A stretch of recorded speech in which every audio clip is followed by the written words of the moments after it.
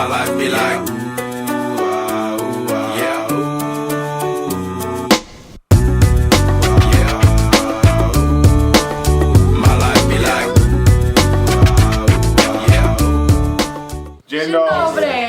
Guten Tag. Bonjour. Konnichiwa. Hello.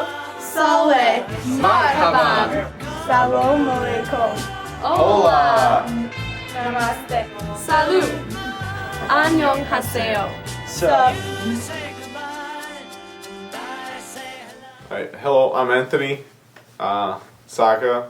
I came from Poland. I used to live in Warsaw, and now I live in suburbs of Chicago. My name is Rana Kulkarni, and I lived in India till I was 12, Singapore till I was 15, and I've been in the States for 3 years now.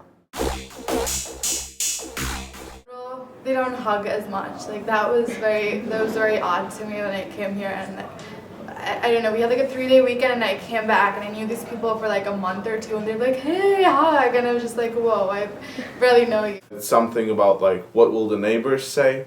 In Poland, every time you leave your house, your apartment, wherever you live, you look presentable and sharp. Because there's always that back thought, what would the neighbors say? In the United States, if you go in the morning and get coffee, just go to Starbucks and come back, you don't really dress up at all. You put shoes on, jacket, that's about it. Whereas in Poland, ladies would put on their makeup, perfume, clean clothes, no wrinkles, and then go.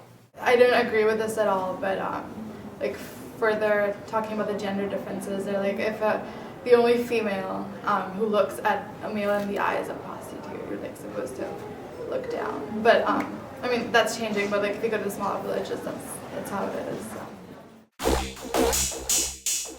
Poland, I would say most of the media is influenced by American culture. Starting from music, where on the radio you would hear an American song followed with the Polish song with an American song. So there's a big influence from America. The same thing happens in movies. I would say probably 75, if not more, % of movies in Poland are American, Hollywood. And then the rest are Polish. Same thing with even news, daily news. Some of it would be Poland, but then you also get the American influence about stuff that really doesn't relate to Polish people, but we still are interested in what's going on. Film is a huge part of Indian culture. It's release a lot of films a year, and it's like the main media way of communicating, I would say.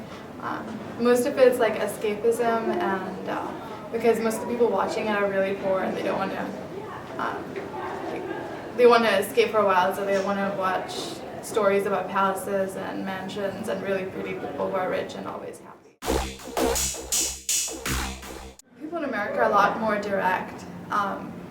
It's you take pride in having an individual opinion and you just like verbally state. But like in Singapore and India, it is more like respect your elders. So you would not, if a teacher or someone older than you had an opinion that didn't like agree with you, you wouldn't like verbalize that. As soon as you got off the plane in Poland, you would notice that people wouldn't talk to you making a small talk. There is no, hi, how are you, how's it going?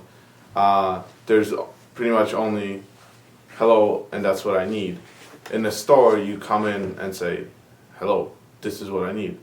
And then you say thank you and you leave. There is no in-between talk about the football game, about the weather, whatever they could possibly be. Also, on the streets, you don't talk to strangers. It's more that you talk to your close friends, the people you know. That's where the conversation is. Like to not judge a person's accent, and like by saying that a person has a really strong Asian accent doesn't mean their English is necessarily bad. I think people are very quick to like judge that. But I mean, a lot of people go to like English schools from the 1st grade onward, so they're just fine. It just doesn't sound like a British accent. So I think if you like keep that in mind, keep an open mind, I think most people should be able to communicate in this day and age. Like American television, like huge blessing. Wait till I get my money right. had a dream I could buy my way to heaven. When I awoke, I spent that on a